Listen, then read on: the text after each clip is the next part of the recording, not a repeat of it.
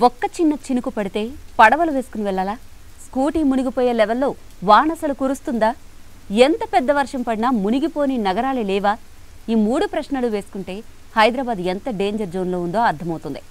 కురిసింది ఎంత భారీ వర్షమైనా మోకాళ్లకు మించి లోతు ఉండడం డ్రైనేజీ వ్యవస్థ లోపమే. వర్షం కురిసిన ప్రతిసారి వరుణదేవుణ్ణి నిందిస్తే ఉపయోగం ఉండదు కదా. మరి ఎందుకని వానదేవుణ్ణి బ్లేమ్ చేసి చేతులు దులుపుకుంటున్నాం?